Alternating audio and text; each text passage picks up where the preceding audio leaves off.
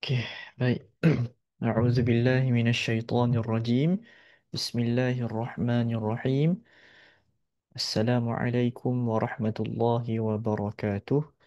Alhamdulillahi rabbil alamin. Wassalatu wassalamu ala ashrafil anbiya wal mursalin. Sayyidina Muhammadin wa ala alihi wa sahbihi ajma'in. Baca. سبحانك لا علم لنا إلا ما علمتنا إنك أنت العليم الحكيم ولا حول ولا قوة إلا بالله العلي العظيم أما بعد. uh, Syukur kepada Allah Subhanahu wa Ta'ala atas kurniaan Allah dapat lagi kita pada hari ini uh, bertemu untuk sama-sama kita berkongsi secara santai lah. Okey, berkenaan dengan tajuk kita, bulan ini insya-Allah Zikra membawakan topik yang baru, tema yang baru, iaitu existential crisis. Okey, baik, iaitu krisis berkenaan dengan kewujudan lah. Biasanya kita akan fokus kepada beberapa perkara lah, seperti tujuan hidup, seperti isu kebahagiaan, dan ada beberapa lagi krisis-krisis yang lain yang terlibat dengan kewujudan diri. Okey. Dan berkenaan dengan kewujudan diri ini juga satu benda yang penting kerana memang dia ada di dalam syariah kita, iaitu berkenaan dengan masalah kita ada kecenderungan ketika mana kita tengah down untuk kita ni menjadi orang yang mana tidak mahu untuk wujud lagi dah. Okey. Jadi itu antara benda yang crucial, sedangkan dalam agama kita, dalam syariah, dalam maqasidus syariah, kita dituntut untuk salah satunya hifzun nafs, iaitu menjaga diri. Sebab tu agama sangat-sangat menjaga terhadap nyawa dan tak bagilah untuk kita ni menyakiti diri kita ataupun menyakiti orang yang lain. Kerana satu nyawa adalah sangat penting di dalam agama kita. Okey. Saya harap sahabat-sahabat dapat dengar dengan jelas suara saya. Okey. Kalau ada masalah tolong bagi tahu eh. Okey, saya akan share saya punya slides ni. Kejap. Okey. Sahabat-sahabat nampak tak saya punya slide ni? Sekejap eh. Nampak ke? Okey, harap-harap nampak eh. Harap-harap okey eh. Okey tak? Nampak Ustaz. Nampak eh? Okey, baik-baik. Alhamdulillah. Okey. Okey, saya mulakan insya-Allah. Yang pertama sekali, saya diminta untuk uh, tentang apa, membentangkan satu tajuk lah.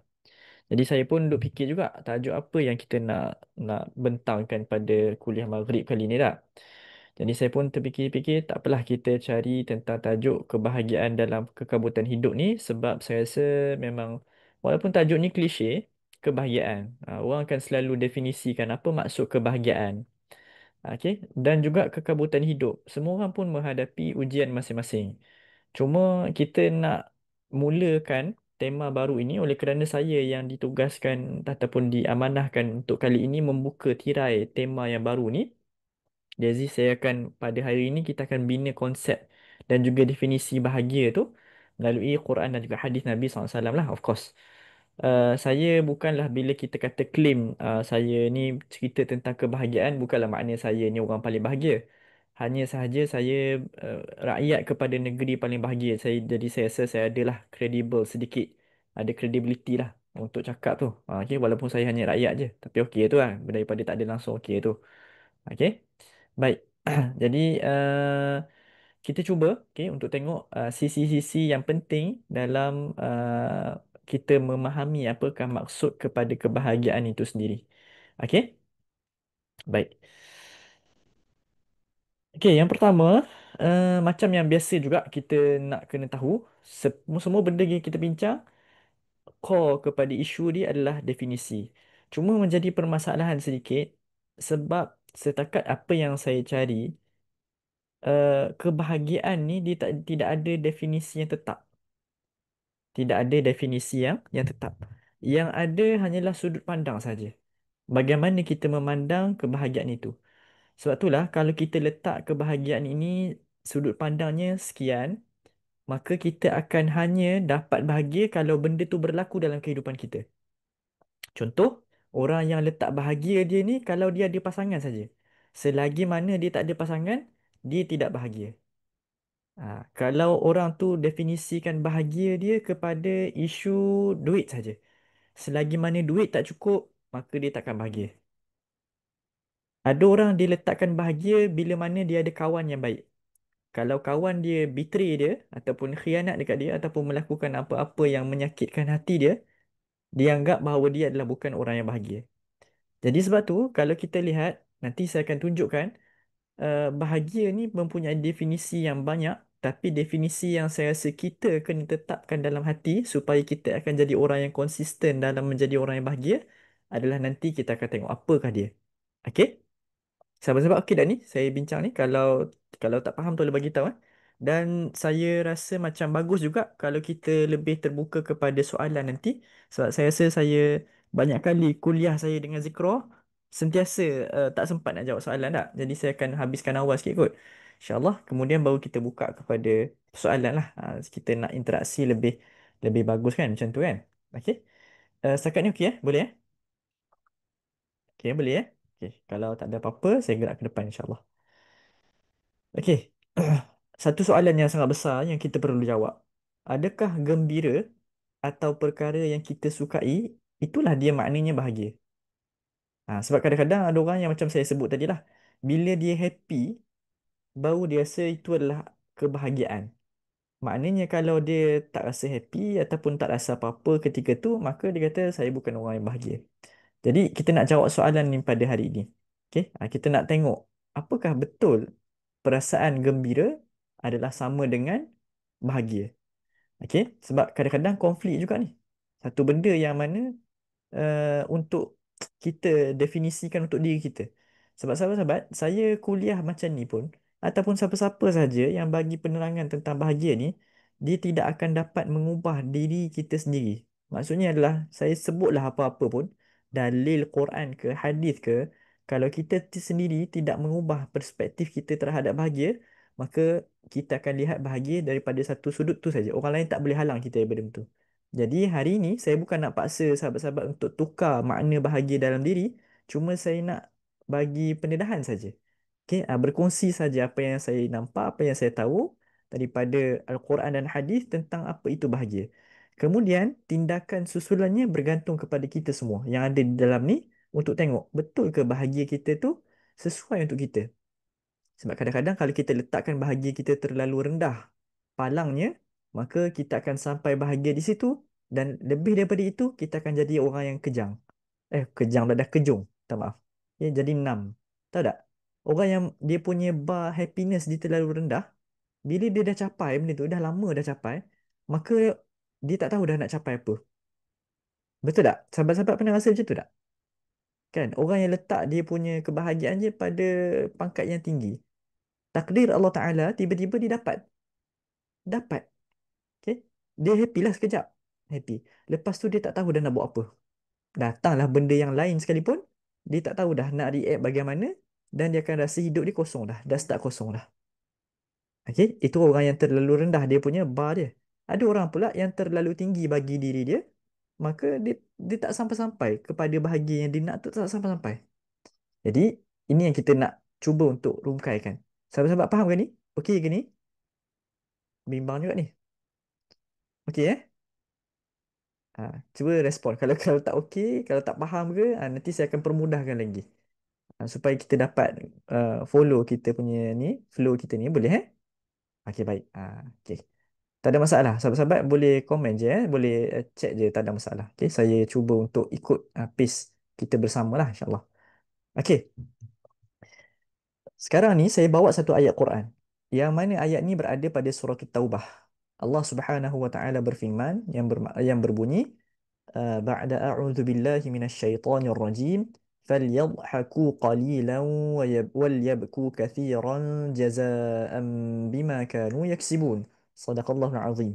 Kata Allah Subhanahu wa taala, فليضحكوا قليلا, maka oleh itu ketawalah sedikit, walyabku kathira, dan menangislah banyak-banyak. Ataupun kita panggil nanti kamu menangislah. Gitu. Jaza'an bima kanu yaksibun. Sebagai balasan atas apa yang telah pun mereka usahakan kat dunia ni. Sahabat-sahabat, ayat ni adalah tentang siapa? Ayat ini adalah tentang orang-orang munafik. Orang munafik. Apa yang terjadi kepada orang munafik? Kenapa sampai Allah Ta'ala sebutkan begini? Kamu ketawa dulu dekat dunia sikit-sikit. Nanti dekat akhirat nanti kamu akan menangis banyak-banyak. Jadi apa maksudnya ini? Okay. Saya cerita sedikit, kita kata background lah, ataupun tadabbur sedikit kepada makna sebalik ayat ini. Yang pertama adalah surah At-Taubah turun ketika mana peperangan. Background peperangannya adalah peperangan Tabuk. Okey. Dan peperangan Tabuk ni panjang ceritanya dalam Sirah Nabawiyah. Sirah Nabi menceritakan sangat-sangat detail dengan perkara ini. Di sana ada hadis dan seumpama dengannya. Dan kita tengok dalam surah Taubah Allah Ta'ala menceritakan ada dua golongan yang tidak turun untuk berperang. Minta maaf, tiga golongan. Tiga golongan yang tidak turun uh, ikut Nabi berperang. Sebab Nabi SAW ketika mana Nabi nak turun untuk berperang, contohnya esok berperang, Nabi akan buat seruan pada malam ini. Pagi esok nak turun ni. Sekarang ni susun dulu, maknanya panggil seruan kepada semua orang yang Islam untuk turun berperang malam ini. Esok kita pergi turun. Siapkan diri pada malam ini, esok kita pergi berperang. Biasanya macam tu. So, ada tiga golongan yang mana tidak ikut Nabi ketika itu berperang. Dan sahabat-sahabat kena faham, ketika itu tidak turun berperang adalah jalan ataupun jenayah yang sangat besar. Bahkan kita kata paling besar pun boleh. Selain daripada syirik kepada Allah. Okay? Selain daripada syirik, tidak turun menyahut seruan perang adalah satu benda jenayah yang sangat besar. Okay? Sebab dia boleh membezakan kita dengan golongan yang tidak ikhlas. Ketika itulah. Okay, baik. Kemudian, apa yang berlaku tiga golongan yang tidak turun berperang ni siapa? Yang pertama adalah golongan munafik. Ini yang menjadi fokus kepada ayat ini. Dia tak turun berperang. Okay? Kemudian yang kedua, sahabat Nabi yang Islam. Okay, bukan yang orang munafik, dia orang Islam. Tapi dia tak mampu dalam kalangan orang tua dan seumpama dengannya. Okay? Orang yang sakit. Okay? Tak mampu. Yang ketiga adalah sahabat Nabi yang sihat, juga Islam. Okay? Akan tetapi dia ada berdolak dalih ketika itu dalam hati mereka. Okay? Sampai dia tak turun pergi berperang. Dan ada tiga orang sahaja dalam golongan yang ketiga ini. Okay, itu kita cerita pada saat yang lain, insya-Allah. Kalau ada masa, ada ruang, kita buat tadabbur surah At-Taubah, kita ceritakan siapakah tiga orang yang kita maksudkan ini. Dan taubat mereka sangat-sangat dahsyat, sampaikan kita boleh menitiskan air mata lah kalau dengar kisah taubat mereka ini, kerana sangat-sangat pahit apa yang mereka lalui. Cuma saya bukan nak fokus ke situ. Kenapa sekarang? Kita nak fokus kepada orang munafik yang tak turun pergi berperang tu.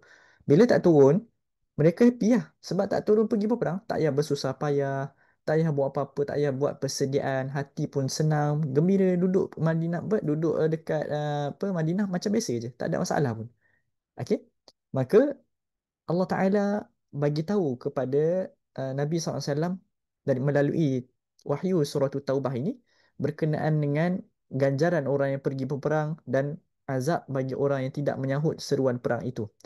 Bahkan Allah Ta'ala memberitahu seolah-olah macam hinaan ataupun cercaan. Kalau kita orang kita ni panggil menganjing kepada orang munafik melalui ayat ini.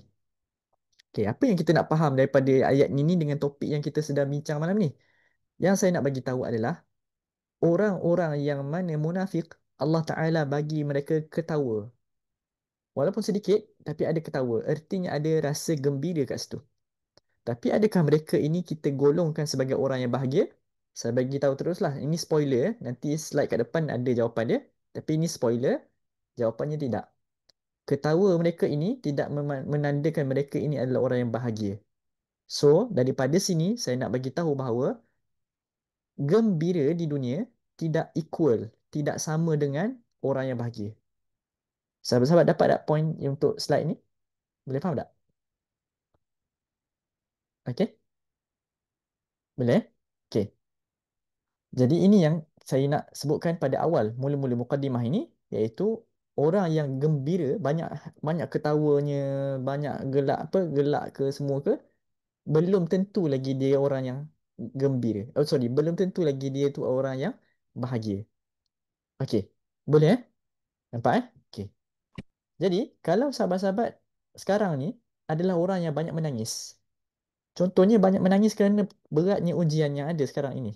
Kan? Contohnya banyak benda yang yalah kadang-kadang kita tak jangka.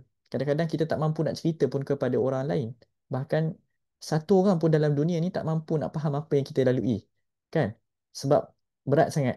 Dan kita tak mampu oleh kerana kita anggap bahawa benda tu aib kita dan seumpama dengannya. Kita pun menangis. Belum tentu kita ni adalah orang yang berduka. Boleh jadi kita menangis kerana dosa itu tanda kita orang yang bahagia. Jadi, perasaan emosi gembira tidak sama dengan orang yang bahagia. Maksud tak? Faham tak maksud saya ni? Okey tak? Okey eh? Okey, kalau okey saya pergi depan eh. Okey, baik. Okey. Baik. Oh, ada soalan ni sahabat kita bertanya. Saya raikan nanti insya-Allah. Saya cuba untuk habiskan cepat-cepat slide ni. Nanti kita akan pergi ke depan. Kita akan raikan soalan. Okey. Ni adalah jawapan kepada soalan yang saya sebut tadi. Adakah gembira sama dengan orang yang bahagia? Jawabnya tidak. Dalam satu hadis, Nabi SAW sebut dalam hadis yang sahih. Ini hadis yang sangat masyhur. Saya pun banyak kali baca dalam kuliah macam-macam dah. Di Zikra dan macam-macam tempat lagi. Saya sering kali baca hadis ini. Inna ahadakum yujma'u fi batni ummihi arba'ina yawman. Ini hadis yang masyhur ada dalam hadis 40 Al-Imam Nawawi, iaitu Allah Taala menegaskan bahawa sesungguhnya kita semua ni manusia ni dihimpunkan di dalam perut ibu kita 40 hari. Kan? Ni proses kejadian manusia lah. ثم علقة مثل ذلك ثم يكون مضغة مثل ذلك ثم يبعث الله ملكا فيؤمر بأربعين. Allah Taala kata lepas daripada percikan air mani masuk, kemudian menjadi seketul daging, kemudian menjadi segumpal darah dan seumpama dengannya. Kemudian Allah kata thumma yub'atsu thumma yab'atsu Allahu malakan. Kemudian Allah Taala hantarkan malaikat untuk apa? Untuk dituliskan empat perkara. Fa yu'maru bi arba'in. Supaya malaikat tulis empat perkara. Kira apa empat perkara ni? Birizqihi wa ajalihi. Yang pertama, rezeki kita.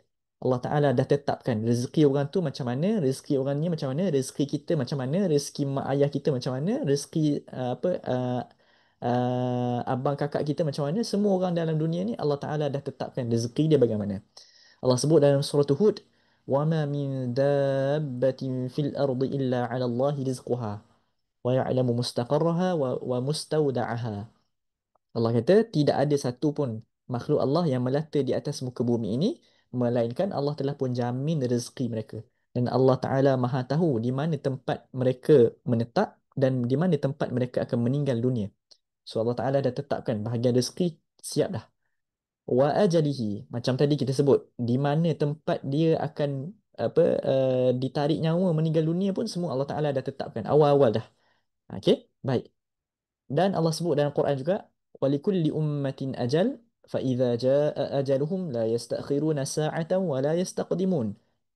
Semua umat dalam kalangan manusia ni Allah Taala dah tetapkan waktu dia berapa. Orang ni umurnya berapa, orang ni umurnya berapa. Semua dah ada dah. Okey? Fa idza jaa ajaluhum, bila mana datangnya ajal mereka, la yastakhiruna sa'atan wa la yastaqdimun. Tidak lambat walaupun satu saat, tidak awal walaupun satu saat. Jelas dalam Al-Quran sebut begitu. Okey, kemudian yang ketiga dan yang keempat ni yang kita nak fokus kat sini. Yang ketiga dan yang keempat, Allah Taala tetapkan juga syaqiyun aw sa'idun. Adakah orang tu orang yang berduka ataupun orang yang bahagia? Ini jawapan kepada semua soalan yang mula-mula kita nyatakan tadi. Adakah gembira itu sama dengan orang yang bahagia? So saya jawab terus kat sini. Nabi sebut begini, tandanya adalah bahagia yang kita umpamakan ataupun yang kita letak istilah dalam agama kita ini bukanlah bererti bahagia di dunia. Bahagia, bila kita sebut orang yang bahagia tu, kalau kita bahasakan dia di dalam bahasa syariah ataupun kita bahasakan dia dalam bahasa Al-Quran dan hadis, dia merujuk kepada orang yang bahagia di akhirat. Bukanlah orang yang bahagia, maksudnya gembira di dunia. Sahabat-sahabat faham tadi? Okey tak? Apa bukti kita kata macam tu? Sambungan hadis itu menjawab kepada persoalan ini. Fawallahi inna ahadakum awir rajula ya'malu bi'amali ahli nar. Kata Nabi SAW, Allah Ta'ala dah janji kepada kita. Kalaulah seseorang itu, dia ya'malu bi'amali ahli nar. Dia buat sepanjang hidup dia, semuanya dia buat dengan amalan-amalan ahli neraka. Wal'iyadzubillah. Hatta ma yakunu bainahu wa bainaha ghairu ba'in aw dhira'. Sampailah ke tahap banyaknya amal soleh dia ni, banyaknya amalan yang tak baik yang dia buat ni, sampaikan jarak antara dia dengan jarak antara neraka sampai ke tahap satu hasta saja. Fayasbiqu alaihi alkitab. Kemudian ketentuan Allah Ta'ala mendahului dia. Fayamalu bi'amali ahli jannah fayadkhuluha. Di akhir kehidupan dia, dia melakukan amal ahli syurga, kemudian dia pun masuk syurga. Okey, nanti saya akan terangkan. Kita baca habis dulu. Wa inna rajula la ya'malu bi'amali ahli jannati. Ada pula Nabi kata seorang lelaki yang mana dia buat amalan ahli syurga je sepanjang kehidupan dia. Hatta ma yakunu bainahu wa bainaha ghairu dhira'in aw dhira'aini. Sampailah ke tahap banyaknya amal soleh dia, sampai ke tahap jarak dia dengan syurga tu hanya satu hasta ataupun dua saja. Dua hasta je. Fayasbiqu alaihi alkitab. Kemudian ketetapan Allah Taala mendahului dia. Fayamalu bi'amali ahli nari fayadkhuluha. Dia buat sekali di akhir kehidupan dia amalan ahli neraka, kemudian dia masuk ke dalam neraka itu. Apa hadis ni nak sebut kepada kita? Nak sebut kepada kita amal seorang manusia bergantung kepada pengakhiran dia. Bergantung kepada akhir dia. Habis tu kalau macam tu baik kita buat benda jahat je sepanjang hidup, nanti akhir kehidupan kita buatlah benda baik. Tak. Mana kita tahu kita boleh adjust sendiri di akhir kehidupan. Sebab ajal kita tak tahu bila. Kemudian, adakah pasti hati kita masa tu nak buat baik? Wallahu alam. Sebab itulah kita dituntut untuk buat baik sepanjang kehidupan. Moga-moga mati nanti pun dalam keadaan yang baik. Di sana ada satu hadis yang lain dalam hadis Sahih Muslim. Nabi SAW sebutkan ada seorang sahabat Nabi kan yang mana saya rasa saya pernah sebut juga di sini. Hadis yang tentang seorang sahabat Nabi yang mana dia meninggal dunia ketika mana sedang berihram. Sedang berihram melakukan haji, kemudian dia dipijak tengkuknya oleh unta, meninggal dunia di situ. Sahabat-sahabat Nabi tanya, nak buat macam mana ni? Nak buat macam mana? So Nabi kata, kafankan dia dengan kain ihram dia sekali.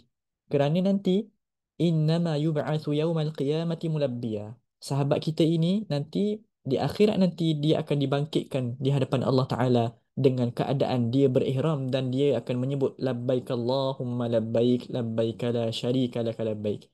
Bukankah itu tanda orang ni adalah orang yang baik? Bukankah itu tanda orang ni adalah sangat-sangat hampir kepada masuk syurga? Kan? Sebab tu kita kata, jangan sesekali terdetik dalam hati kita, bila tengok hadis ni, baik kita buat jahat je, nanti akhir kehidupan kita buat baik. Tidak begitu. Sahabat Nabi pernah bertanya kepada Nabi, bukankah Allah Ta'ala ni dah tetapkan kepada kita ni syurga dan neraka kan? So kita buatlah apa yang Allah Ta'ala dah tetapkan tu. Tak payahlah buat amal soleh ke apa kan. Kalau Allah Ta'ala tetapkan neraka, neraka juga. Begitulah soalan. Dan kita pun mungkin tertanya begitu. Okay? So ditanya kepada Nabi begitu. Afala nattakidu ala kitabina? Atau boleh tak kalau kita buat benda yang mana dah pun ditetapkan lah kepada kita? Boleh tak? Nabi kata i'malu. I'malu. Kamu kena buat amal soleh. Bukan buat amal jahat. Nabi kata i'malu, buat amal yang soleh. Fa kullu muyassarul lima khuliqalah. Nabi kata setiap orang dia akan dipermudahkan kepada benda yang mana dia telah pun dijadikan. Maksudnya apa? Kalau kita ni banyak buat amal soleh, mungkin sekali itulah tandanya kita ini orang yang mana dekat dengan ahli syurga. Itu maksud dia. Okey, kembali kepada kita punya perbahasan. Kenapa saya bawakan hadis ini dalam topik kita pada malam ini? Saya nak sebutkan bahawa bahagia yang disebut dalam hadis ini adalah bahagia pada akhir kehidupan. Bukan bahagia pada kehidupan di dunia ni, tapi bahagia di akhirat. So, definisi bahagia yang kita dapat lihat apabila merujuk kepada Quran dan hadis bukanlah artinya gembira di dunia, tetapi dia adalah orang yang berjaya di akhirat nanti. Sahabat-sahabat boleh follow tak apa yang saya sebut ni? Okey tak? Okey. Okey, baik. Ada soalan yang saya tengok ni, saya rasa soalan-soalan ni nanti boleh terjawab dengan slide saya, tapi tak apa. Okay, nanti saya tengok macam ni kalau saya rasa berulang ataupun nanti bila kita jawab soalan, tengok-tengok macam dah jawab dengan slides, saya akan kata macam tu. Tapi kalau sahabat-sahabat yang bertanya ni kata tak terjawab lagi, maka bolehlah untuk sahabat-sahabat ulang balik soalan, tanya balik. Okey? Baik. Okey, kita pergi kepada slide yang seterusnya. Allah tak keluar pula dia punya kitab. Sekejap, Apa je tu? Oh, tak apalah. Rugi pula. Okey, tak apa. Bila kita buka kepada kamus Arab, ini al-mufradat mufradat al-fadhil Quran ni adalah kamus Arab lah. Okay. So bila saya cari perkataan as-sa'adah ataupun sa'idah, maknanya bahagia kan? Dia bagi jawapan ni kat saya dan bagi saya inilah definisi yang paling senang hati saya baca.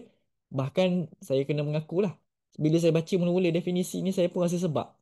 Rupanya ini bahagia yang ulama-ulama definisikan untuk kita. Iaitu muawanatul umuril ilahiyah. Bahagia ni adalah pertolongan dalam hal-hal yang Allah Ta'ala bagi kat kita. Maknanya pertolongan dalam hal-hal untuk ingat Allah. Itulah dia bahagia.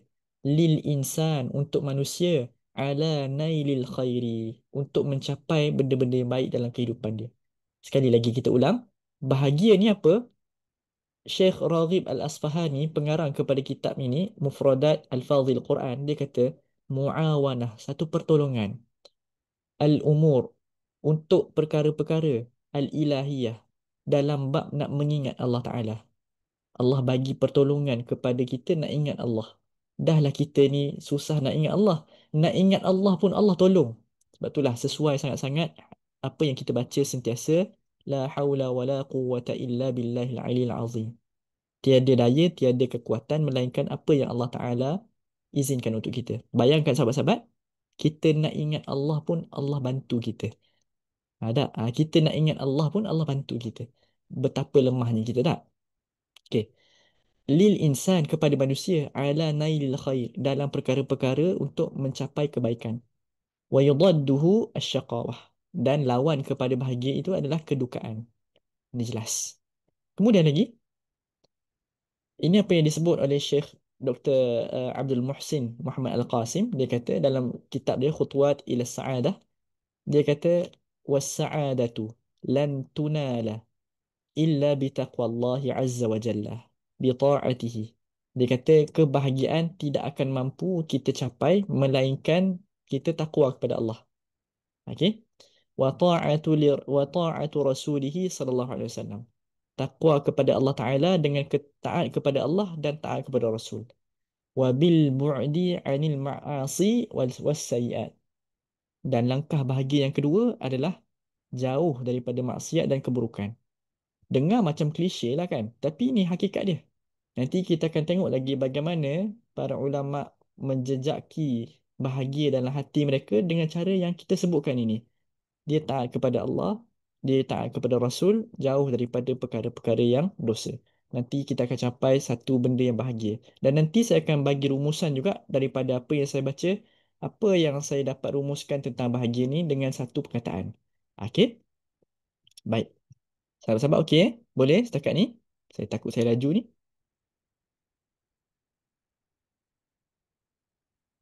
Hmm.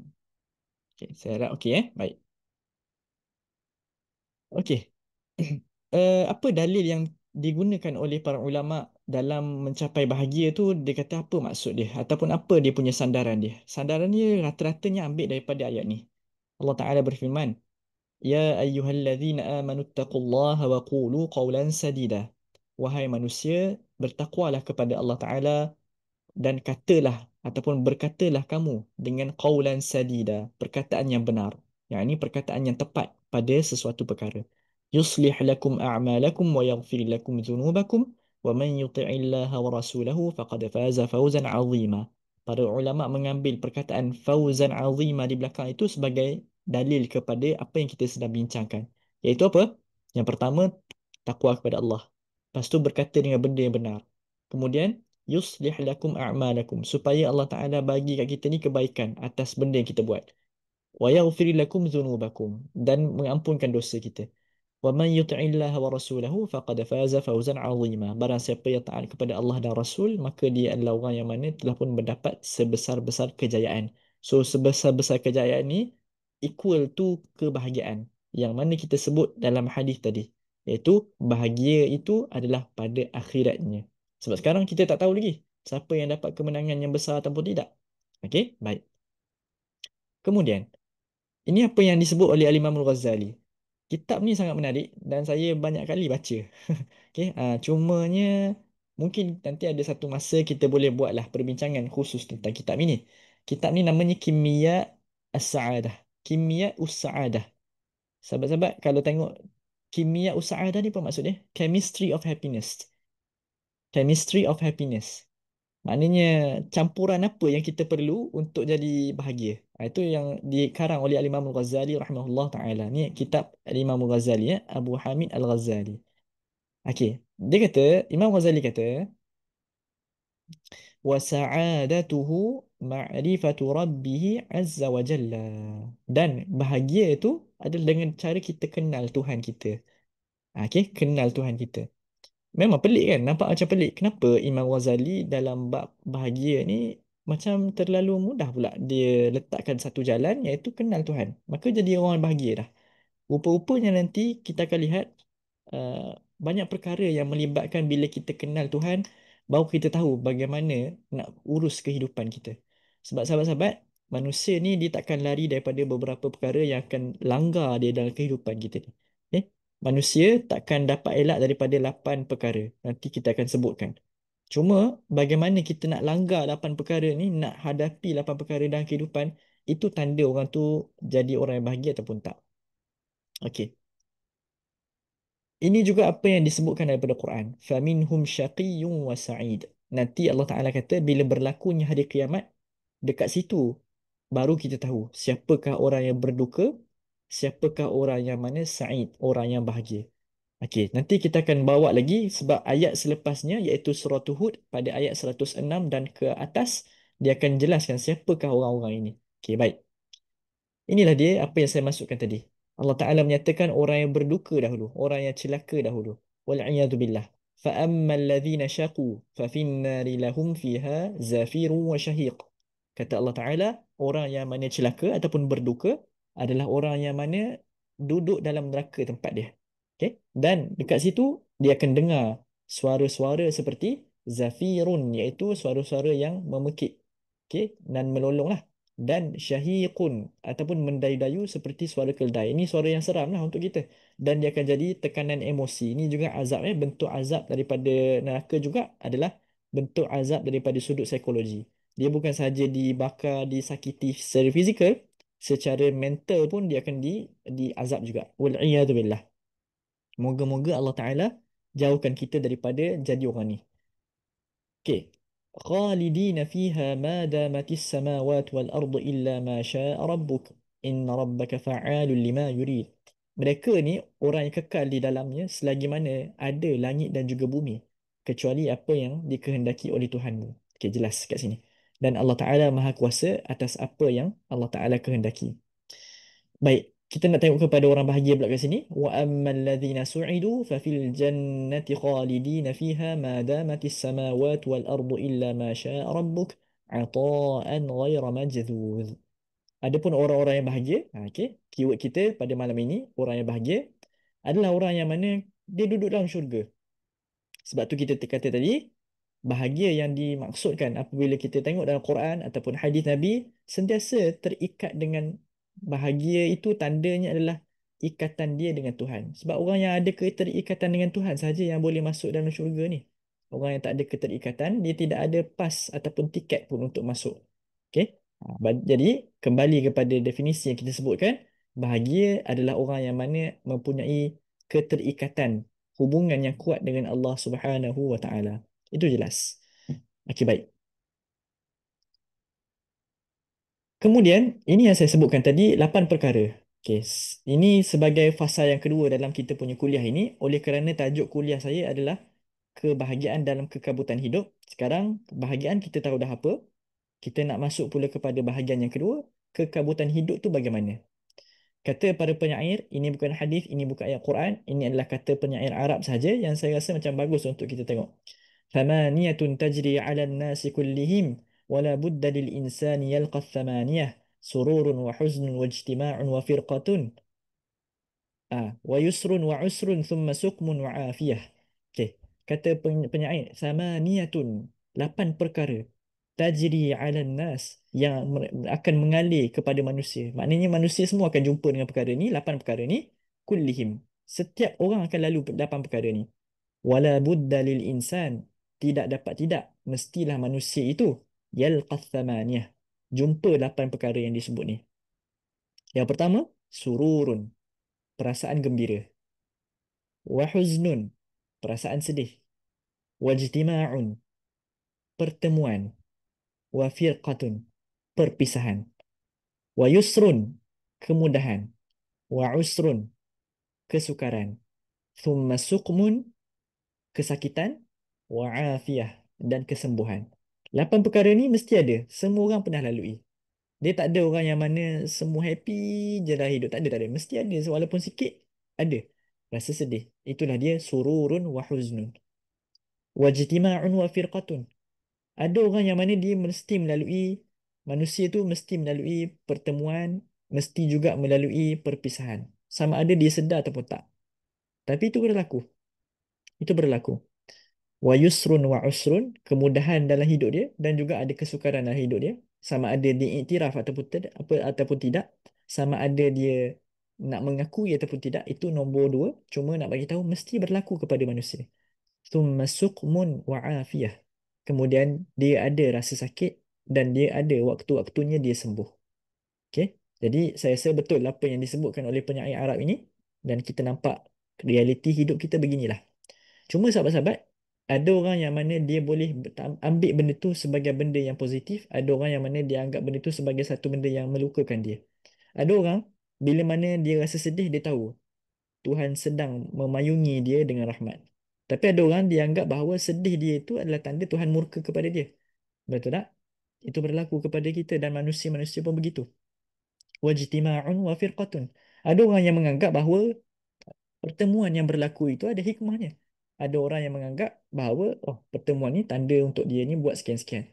Kemudian bila firqah berlaku, iaitu perpisahan berlaku, dia anggap semua benda negatif. Sedangkan boleh jadi dan sangat-sangat mungkin bahawa perpisahan itu berlaku kerana benda yang Allah Ta'ala nak lindung daripada kita. Dah. Ha. Wa yusrun wa usrun. Begitu juga dengan kemudahan dan kesukaran. Ada orang yang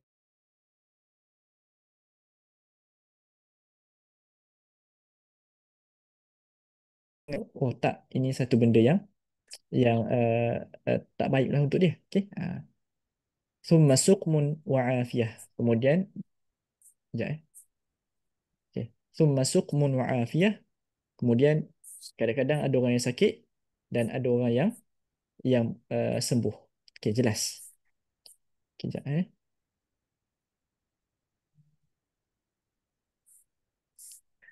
Ada orang yang ni kan saya minta sekejap saya rasa macam ada orang tengah onkan mikrofon. Saya minta kerjasama kalau boleh sahabat-sahabat untuk offkan mikrofon sebab takut nanti masuk dalam rakaman. Okey? Okey.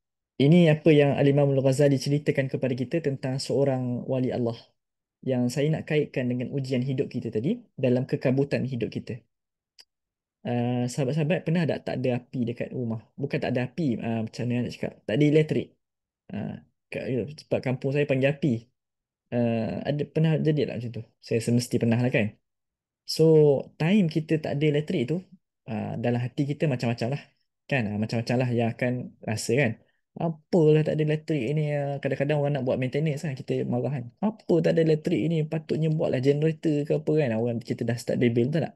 Okay. Okay, baik. Itu normal lah benda yang alami untuk kita. Okay? Tapi kita tengok ada seorang hamba Allah ini yang mana dia macam suka pula Allah Ta'ala uji dia. Bukan kerana dia meminta ujian, itu berbeza. Tapi bila mana diuji, dia ada rasa keterujaan dalam hati dia. Tengok apa yang berlaku kepada Al-Fudail bin Iyad yang saya nukilkan sekarang dekat teks slide ni. Wa kana Al-Fudail bin Iyad Fudail bin Iyad, seorang ulama, seorang wali Allah yang sangat-sangat hebat. Dia berkata apa? Dia berkata, Ilahi, wahai Tuhanku, aja'tani wa aja'tu iyadi.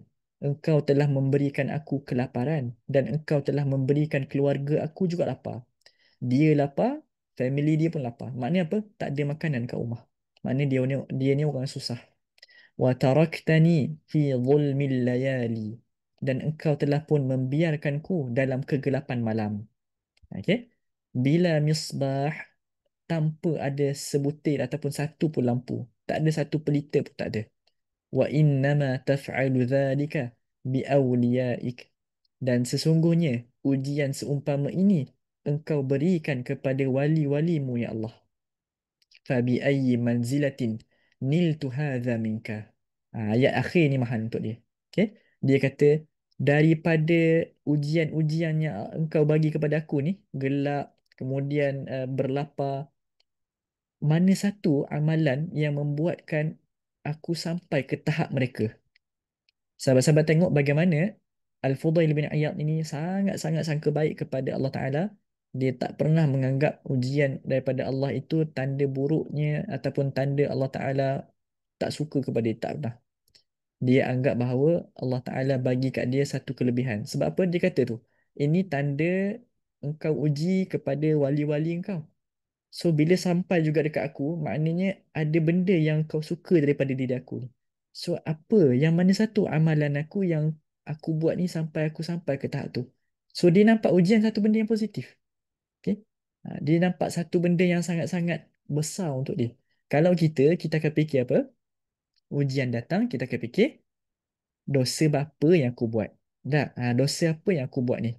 Okay? Sampaikan engkau uji aku begini. Itu yang kita fikir. Tapi berlainan sekali dengan apa yang ulama fikir.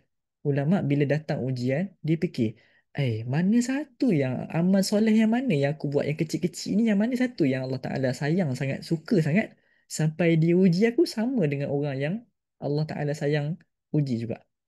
Jadi, Masya Allah, kita lihat kekurangan ataupun ujian yang dia ada ni, mungkin kita tak macam ni.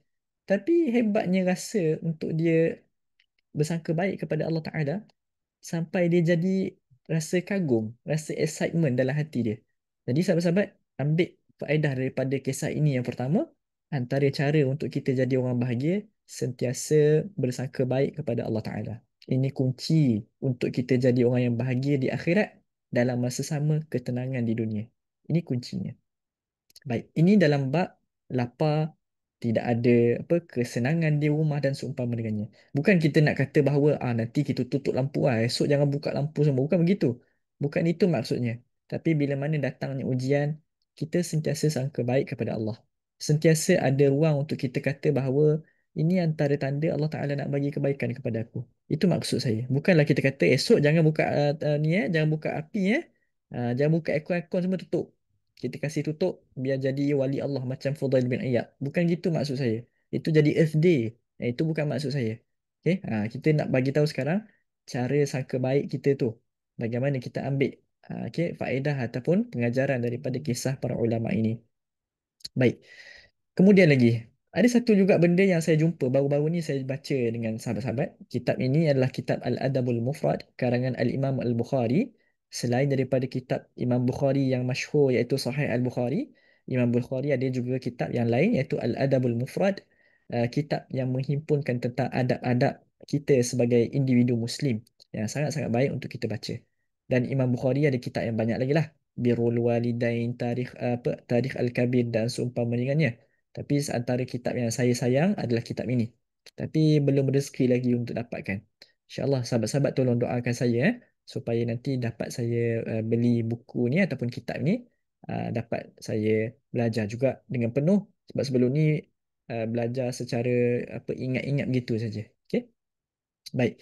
Satu masa saya baca dengan sahabat-sahabat baru ni, ada jumpa satu kata-kata yang sangat-sangat baik untuk kita ambil pengajaran yang saya rasa sesuai untuk kita jadikan sebagai kunci bahagia juga. Okey. Daripada Abu Hurairah sebenarnya. Abu Hurairah radhiyallahu anhu seorang sahabat yang sangat baik, seorang sahabat yang sangat-sangat mulia penuh dengan ketekunan dalam dia ni nak belajar ilmu, penuh dengan ketekunan. Dia ni orang susah. Abdul Rahman namanya. Abu Hurairah nama asalnya adalah Abdul Rahman ibn Sakhar. Abdul Rahman ibn Sakhar. Itu nama penuh beliau. Okey. Jadi diberikan gelaran Abu Hurairah. Sahabat-sahabat pun tahu sebab apa namanya Abu Hurairah, iaitu bapa kucing. Okey, baik. Dia pernah sebutkan perkataan ini. Yang saya nukilkan sekarang adalah perkataan beliau. Ma min maradin yusibuni ahabbu ilayya minal humma. Tidak ada satu pun penyakit yang pernah menimpa aku yang lagi aku suka berbanding al-humma. Al-humma ini adalah demam. Li'annaha tadkhulu fi kulli 'udwin minni.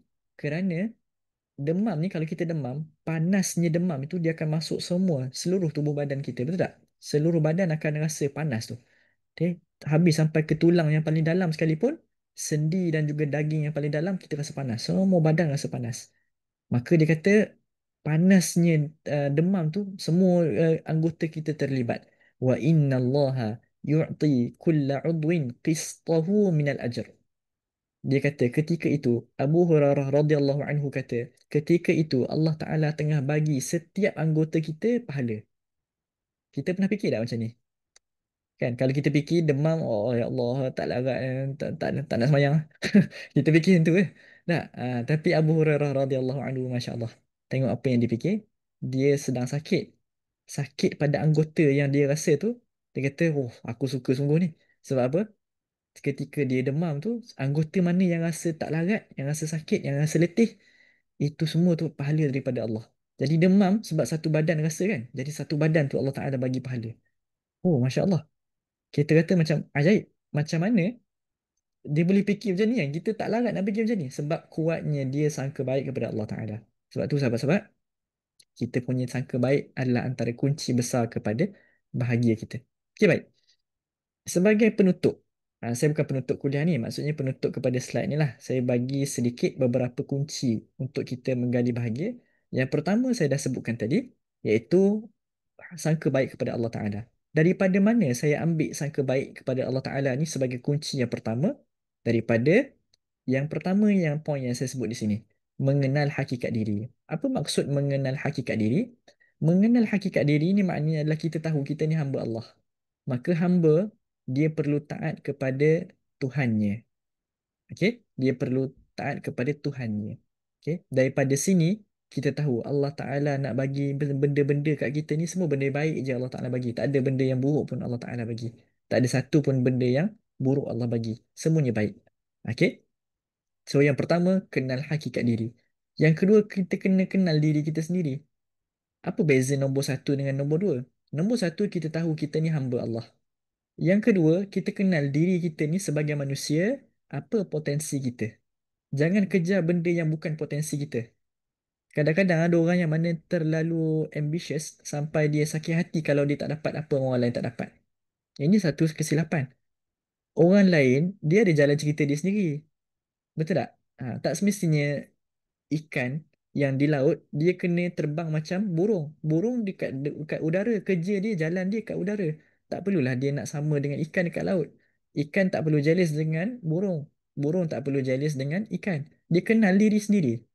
Sebagai manusia pun kita kena buat macam tu juga. Kunci nak bahagia memang macam tu.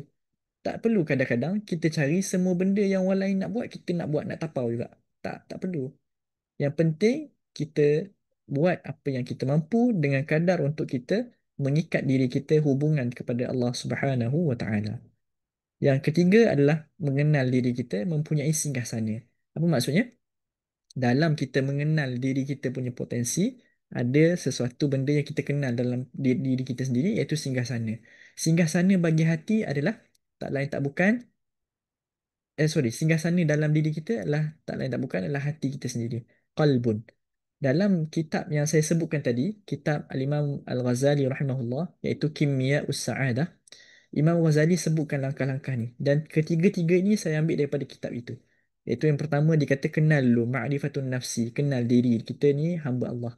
Kemudian, apa, kenal diri kita sebagai manusia tu, bagaimana keadaan dia nak uruskan tu. Kemudian yang ketiga adalah kenal bahawa dalam diri setiap manusia adanya hati. Okay, dan hati ini akan berikan kepada kita satu arahan yang betul.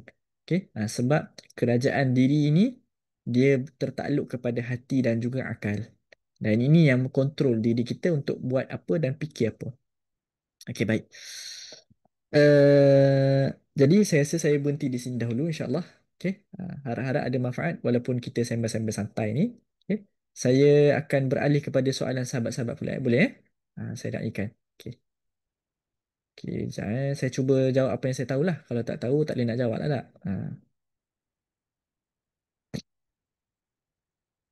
Mana soalan tadi? Okay, ada sahabat kita bertanya ni. Katanya ala bidzikrillahi tatma'innul qulub. Adakah hati yang tenang itu boleh diertikan dengan kebahagiaan? Dan melalui zikir itu ialah dengan mendalami sifat-sifat dan nama Allah. Okey, baik. Yang pertama, dia tanya adakah hati tenang tu boleh diertikan dengan kebahagiaan? Bagi saya, ya. Orang yang mana bahagia adalah orang yang tenang. Sebab orang yang mana tergopoh gapah, itu bukan sifat ketenangan dan sifat bahagia. Orang yang bahagia ni, dia tahu bahawa apa yang dia buat ada benda yang baik ada kat depan. So, macam juga kita kan, kalau ditimpa dengan kekabutan hidup, contohnya kalau saya bagi konteks untuk diri saya dan juga diri kawan-kawan, sahabat-sahabat semualah, kita antara benda yang mengikat diri kita sekarang adalah uh, bahagian kewangan. Sahabat-sahabat percaya tak kalau saya sebut gitu? Kewangan. Antara benda yang mengikat kita, atau benda yang mencengkam kita sekarang adalah kewangan. Kita nak keluar duit tu. Okay? Nak belanja untuk diri kita, untuk keluarga kita, untuk seumpama dengannya. Nak apa, komitmen hidup, komitmen kerja, komitmen belajar dan seumpama dengannya. Kita pun nak juga ada beli barang-barang yang kita sukai, betul tak? Tapi kadang-kadang benda tu terpaksa kita tahan kerana kewangan tadi. Jadi, bagaimana kita nak pastikan bahawa apa yang kita buat tu ada return kat depan. So, itulah dia orang bahagia. Orang yang mana dia ni adalah orang yang dia tahu tindakan dia itu betul, itulah dia orang yang tenang, orang yang bahagia. Seperti mana yang Allah Ta'ala janjikan. Orang yang buat amal soleh, dia tahu Allah Ta'ala jamin pahala dekat dia. Maka, dia buat dalam keadaan senang. Dia buat dalam keadaan tenang. Dia buat dalam keadaan dia tahu ke mana destinasinya. Itulah dia orang yang bahagia. Begitu jugalah dalam keadaan begini, yang kita sahabat kita kata tadi, hati yang tenang tu boleh tak diertikan dengan bahagia? Bagi saya itu betul. Iaitu hati yang tenang juga kita sebutkan dengan hati yang bahagia. Okay? Begitulah yang Nabi SAW isyaratkan dalam hadis, iaitu at-ta'anni min Allah wal ajalatu min syaitan. Sifat waspada dan hati-hati itu daripada Allah Ta'ala dan sifat kegopohan itu daripada syaitan. Dan melalui zikir itu, kata sahabat kita, dengan mendalami sifat-sifat dan nama Allah Ta'ala, ya betul, juga betul. Okay? Wallahu a'lam. Okay. Soalan lagi, bagaimana seharusnya kita seorang Muslim meletakkan ukuran bahagia? Saya merasakan bahawa soalan ni kita telah pun jawab tadi. Itu bahagia ukurannya adalah bagaimana, sekuat mana keterikatan kita dengan Allah. Kalau apa, kita terikat dengan Allah Ta'ala, hubungan kita dengan Allah tu kuat, maka itulah tanda kita sedang menuju bahagia yang sangat-sangat besar. Okey? Baik. Dan lagi ada soalan.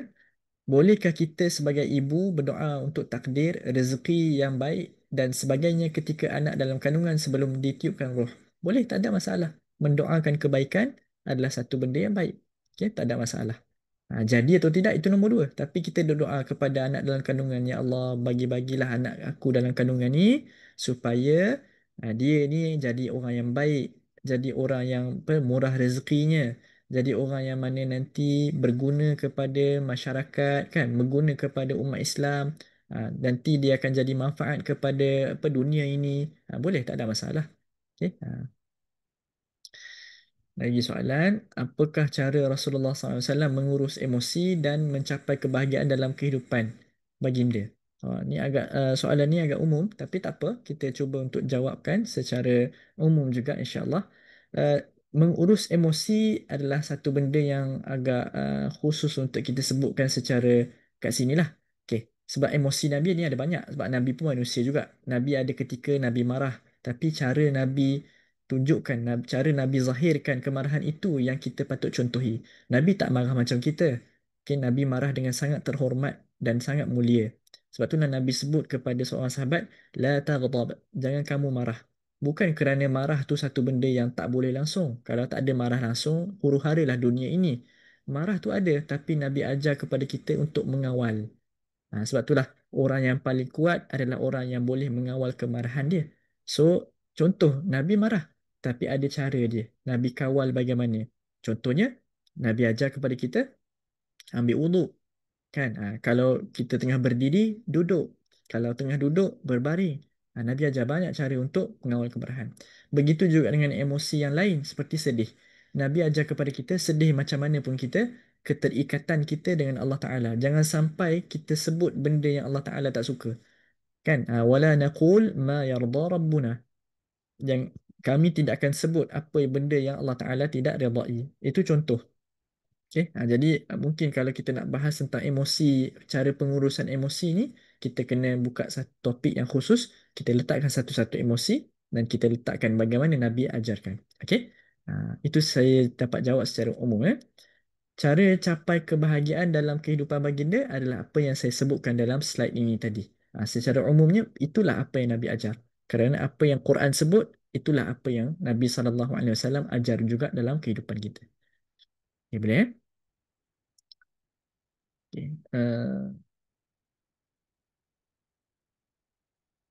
Salam. Waalaikumsalam. Boleh share tips untuk konsisten bahagia dan bersyukur bila diuji? Hmm. Saya nampak soalan ini jawapannya adalah konsisten bahagia tu macam tadi. Kalau kita konsisten dalam taat kepada Allah, itulah tanda kita konsisten dalam bahagia. Okay? Kalau kita tak konsisten dalam taat, maka payahlah nak dapat konsisten bahagia tu. Okay, itu yang pertama. Yang kemudiannya bersyukur bila diuji. Ini sangat payah. Bersyukur bila diuji ni, dia tak lain tak bukan. Yang pertama, kena ada ilmu. Kita kena ada ilmu dulu bahawa ujian tu satu rahmat. Kalau orang tak tahu benda ni, ataupun dia tak sedar, ataupun dia terlupa, maka dia tak akan lihat ujian tu satu benda sudut yang baik untuk dia. Dia akan anggap ujian tu benda tak baik, benda tak baik, benda tak baik. Maka kena ada ilmu dulu. Dia kena tahu ujian tu apa sebenar hakikat ujian. Iaitu tanda rahmat daripada Allah. Okey, settle satu fasa. Apa fasa yang lain untuk kita bersyukur ni pula?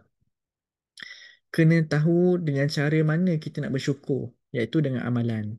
Dengan amalan pula. Selepas ilmu, kena ada amal. Tak boleh ilmu saja. Dia belajar teori saja. Praktikal tak ada. Tak boleh juga. Kena ada, kena ada amal. Kena ada practicality dia. Maka, pergi kepada level amal pula yang kedua. Okey, habis dah. Dah settle lah bahagian amal. Apa pula yang ketiga? Baiki amalan tadi dengan perhiasan. Apa maksud perhiasan? Dengan keikhlasan. Sebab amal saja tanpa keikhlasan, dia belum capai kepada kesempurnaan amalan. Maka bila dah cukup semua ni, datang ujian, dia tersentak, tapi sentakan dia itu tidaklah sampai ke tahap dia kufur nikmat kepada Allah. Para alim ulama pun macam tu juga. Mereka ada rasa macam terkejut. Rasa ada macam tersentak ketika diuji. Ada. Bukan tak ada. Dia orang bukan robot. Okay? Ada. Tapi dia tahu dekat mana dia berada sekarang. Oh, aku berada dekat dunia dan aku tahu ini semua akan datang. Okay, sebab itulah, sahabat-sahabat, ada seorang daripada guru saya menyebutkan, dekat dunia ni, kita kena expect the unexpected. Okay, dan saya pegang benda tu, Alhamdulillah. Alhamdulillah. Sebab apa? Allah Ta'ala maha kuasa atas segala sesuatu. Dia boleh buat apa sahaja yang dia kehendaki. Maka kalau Allah Ta'ala nak uji macam mana yang kita tak pernah fikir pun, mampu bagi Allah Ta'ala. Allah Ta'ala kuasa. Okay? Jadi, bila kita expect benda yang unexpected, insya-Allah kita akan jadi orang yang mana mudah untuk bersabar dan mudah juga untuk bersyukur, insya-Allah Ta'ala. Okay? Baik. Kemudian lagi, apa ni? Berkaitan hati dan akal, manakah yang datang dulu? Adakah hati yang tenang, regulate akal, atau akal yang rasional, seperti kenal akan Tuhan dan diri, regulate hati? Bagi saya nampak akal yang datang dahulu. Kerana akal adalah tempat kita mencerna ilmu. Maka ilmu yang akan memandu kepada apa yang dirasakan oleh hati. Okey, apa yang dirasakan oleh hati.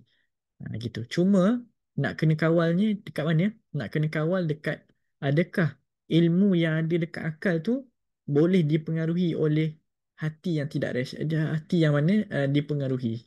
Itu yang kita nak kena kawal sikit. Sebab kadang-kadang hati kita, nafsu kita ni, dia boleh tapau. Bahasa mudahnya dia boleh atasi ilmu yang ada dekat akal kita.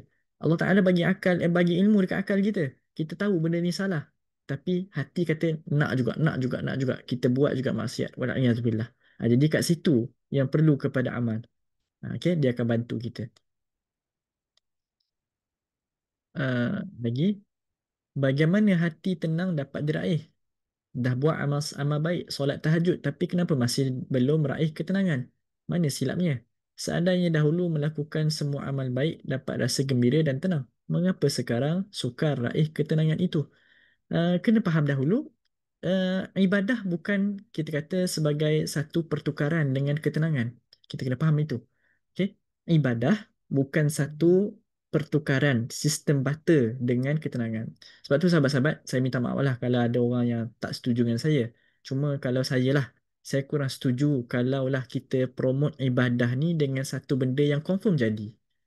Sebab benda tu adalah satu benda yang masih lagi dalam benda yang Allah Ta'ala bagi. Dan benda yang Allah Ta'ala bagi ni kita tak dapat lihat dengan mata. Sebagai contoh, ada orang yang promotkan bahawa saya semalam saya buat solat ni, maka esok hidup saya berubah. Kita kata betul, untuk awak terjadi begitu, Alhamdulillah. Tapi untuk orang lain belum tentu. Jadi, apa yang kita perlu buat? Kita promote ibadat dengan cara apa yang Allah dan Rasul promotkan. Macam mana? Allah kata dapat pahala, maka kita kata dapat pahala. Adapun untuk yang berlaku kepada diri kita, maka kita boleh ceritakan atas kapasiti diri kita. Janganlah kita umumkan kepada semua benda begitu. Sahabat-sahabat faham tak apa maksud saya sebut ni? Sebab kita takut nanti kalau hidup orang tu tak berubah dengan amal soleh yang baru dia buat, maka dia akan rasa bahawa amal soleh dia tu tak berguna. Sedangkan amal soleh itu penuh dengan kebaikan. Yang perlu kita teruskan meneruskan adalah amal kita itu. Jadi janganlah kerana kita beramal tak dapat macam orang lain tu, kita sangka bahawa amal kita ni tak ada guna. Dia bukan begitu. Okey. Jadi berbalik kepada soalan sahabat kita ini, macam mana nak raih ketenangan tu? Sedangkan kita dah buat amal solat dah. Jawabnya, teruskan buat amal. Kerana jalan kita meneruskan buat amal itulah ketenangan. Cuma mungkin sahabat kita belum menetapkan ketenangan tu pada ibadah tu. Dia sangka kalau ketenangan tu adalah maknanya dia rasa senang hati, relax. Saya bagi tahu sahabat-sahabat semua, kadang-kadang kita buat maksiat pun boleh jadi tenang. Betul tak?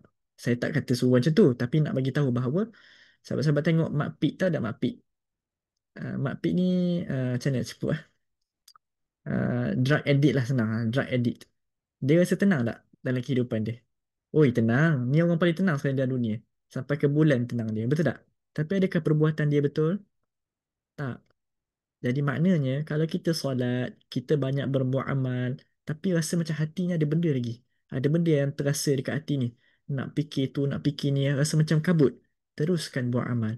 Itu bukan tanda amal kita tu tak ada apa-apa makna. Teruskan buat amal. Sampai masanya Allah Ta'ala akan lapangkan dada kita. Dan lapang dada bukan bererti kita tak fikir apa-apa. Lapang dada bererti Allah Ta'ala ganti keresahan itu dengan benda yang lain yang kita fikir juga. Tapi dia buat kita rasa senang hati. Jadi tugas kita sekarang, kita kalau rasa masih belum tenang lagi dengan ibadat kita, teruskan sahaja. Itulah ketenangan yang kita sedang cari. Okay? Itu ketenangan yang kita sedang cari. Okay, insyaAllah. Boleh eh? Saya harap soalan-soalan ni terjawab lah untuk sahabat-sahabat ni. Saya jawab ringkas ni sebab nak kejar masa juga. Okay. Saya selalu terfikir sangat beruntung mereka yang Allah Ta'ala takdirkan meninggal sebelum balik sebab tak dipertanggungjawabkan dengan dosa. Ustaz boleh komen? Komen apa yang nak di itu? Selalu terfikir sangat beruntung mereka yang Allah takdirkan meninggal sebelum balik sebab tak dipertanggungjawab. Saya tak faham soalan ini. Apa yang nak saya komen tu bagaimana? Saya tak faham soalan ini. Okay? Macam mana nak tahu kita dah lama tak dapat ujian and nak doa dapat ujian ke macam mana? Jangan jangan kita berdoa dapat ujian.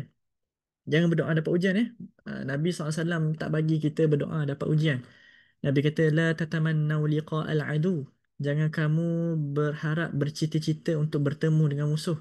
Wasalil afiyah. Akan tetapi mintalah kepada al-afiyah, keafiatan, kesejahteraan. So Nabi tak bagi kita berdoa harap-harap dapat ujian, bukan begitu. Okay? Cuma kalau ada ujian, kita jadi orang yang bersabar. Okay? Habis tu macam mana kita nak tahu kita ni diuji ataupun tidak? Inilah dia kita namakan sebagai kena tahu dahulu hakikat ujian tu apa. Hakikat ujian. Ujian ni dia tak ada satu garis, satu cop yang khusus. Okey, ni ujian. Okey, ni bukan ujian, tak ada. Selagi mana kita hidup di atas dunia, itulah namanya ujian. Kata para ulama, ad-dunya darul bala. Dunia ini memang tempatnya diuji. Dan Allah Ta'ala sebut dalam Quran banyak kali. Ahasiban nasu an yutraku an yaqulu amanna wa hum la yuftanun. Adakah manusia menyangka bahawa dia akan dibiarkan sahaja setelah dia kata dia beriman, kemudian dia tak diuji? Tidak begitu. Selagi mana kita ni hidup atas muka bumi, kemudian kita beriman kepada Allah Ta'ala, selagi itulah ujian akan datang kepada kita. Jadi kita nak cop, yang ni ujian, yang ni bukan ujian, tidak ada cop begitu. Maka macam mana kita nak buat? Selalulah berada hidup kita ni di antara dua pintu, dua tapak, dua sayap. Takut, harap kepada Allah Ta'ala. Ini yang kita sebut tu, ar-raja wal khauf. Ini ujian ke nikmat ni? Syukur kepada Allah. Ini ujian ke nikmat ni? Minta kepada Allah Ta'ala supaya ampunkan kita kalau ada kesilapan. Sentiasa hidup kita duduk antara dua sayap ni. Okay? Takut, harap. Takut, harap.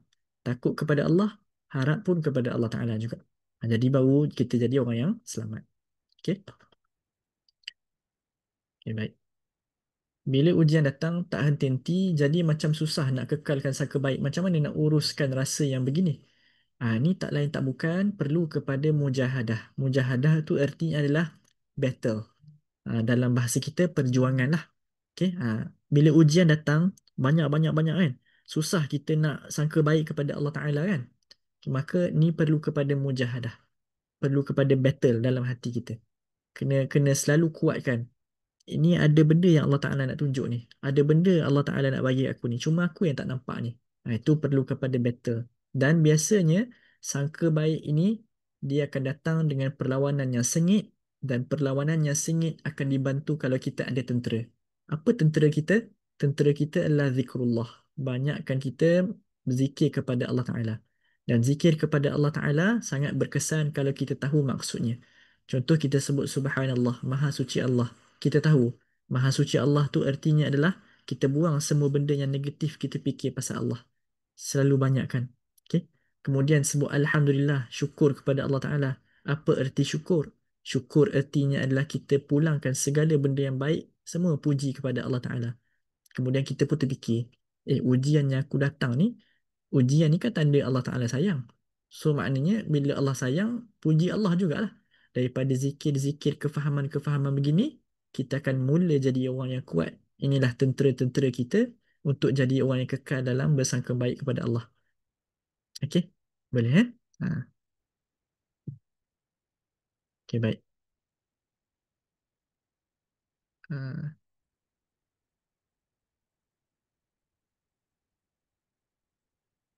Okey, baik. Saya rasa tak ada dah kot rasanya. Okey, ini saja. Wallahu subhanahu wa ta'ala a'la wa a'lam. Saya berhenti di sini dahulu. Aqulu qawli hadha wa astaghfirullahal azim li wa lakum. Okay. Assalamualaikum warahmatullahi wabarakatuh. Okay.